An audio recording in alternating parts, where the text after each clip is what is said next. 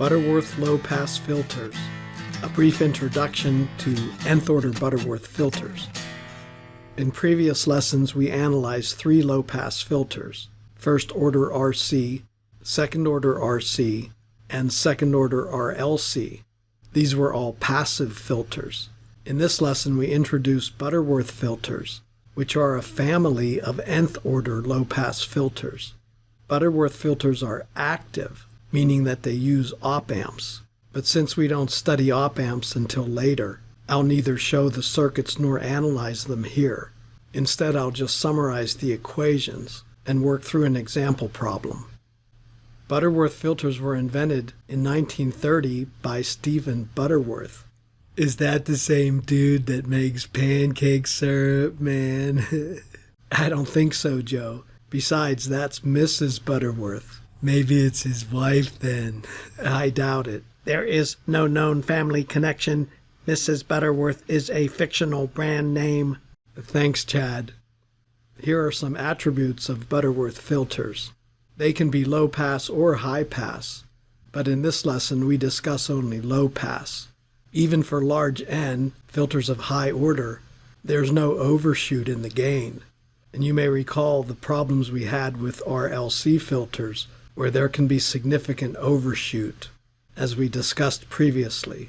In other words, for a Butterworth filter, G is about 1 in the pass band. So these filters are also known as maximally flat magnitude filters. The roll-off in the stop band, or high frequencies, depends on order N, but the cutoff frequency is independent of order N. As with the other low-pass filters we've discussed, phase shift is negative. In other words, the output lags the input, and the magnitude of the phase shift increases with N. Consider first a first-order low-pass Butterworth filter. The equations are the same as those of a passive RC filter. And we note here that first order means N equal 1. Here are the equations for the gain and the cutoff frequency for the first-order Butterworth or for the first-order simple RC low-pass filter. And here's the equation for the phase shift. Let's extend this to nth-order Butterworth filters.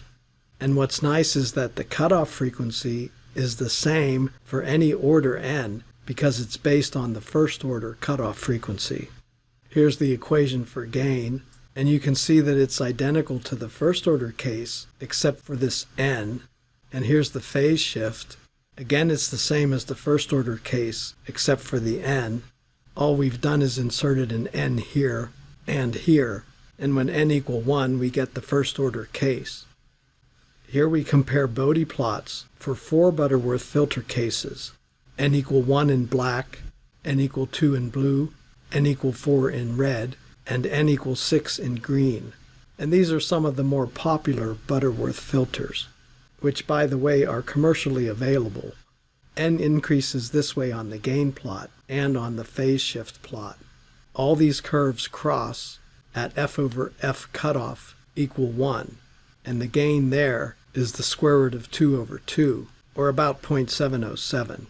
The higher the filter order, the steeper the attenuation. The magnitude of phase shift grows linearly with N, and as we'll see later, for large N, the phase shift can become problematic, even in the pass band. For example, this green curve at N equals 6. Suppose you're using this filter for audio clips. Some of the desired frequencies, for example some harmonics, have significant phase shift, which can distort the output signal. To avoid this problem, the cutoff frequency should be at least 2 orders of magnitude greater than any desired frequency in the signal. Now let's do an example problem. Suppose a voltage signal contains a desired frequency at 10 Hz, but some undesired noise at 500 Hz. The amplitude at 10 Hz is 2 volts, and the amplitude of the noise is 1 volt. We want to attenuate that noise without affecting the 10 Hz desired signal. Let's compare the performance of these 4 Butterworth filters that we talked about using the same color scheme. Assume the capacitors are 0.5 microfarads and the resistors are 3179 ohms. This gives us a cutoff frequency of about 100 Hz. And note that these values of R and C are the same ones we used in some previous lessons. I'll compare time traces on the next slide. Here we show the input voltage in purple, showing both the 10 Hz signal and the 500 Hz noise.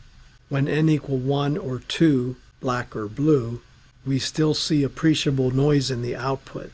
When n equal 4 or 6, red and green respectively, there's negligible noise, which is what we desired. But notice that there's also a significant phase shift for the 4th order and especially for the 6th order case. The desired 10 Hz signal in the output lags the input significantly. That's because for this case, F cutoff, 100 Hz, is only about 10 times more than the desired frequency, which is 10 Hz. Let's do another example with higher frequency noise as well as higher cutoff frequency. We increase the cutoff frequency from 100 to 1000 Hz, which is a factor of 100 more than the desired frequency of 10. Again, here's our 10 Hz signal along with the noise, with the input in purple again. The noise frequency is also higher by a factor of 4, from 500 to 2000.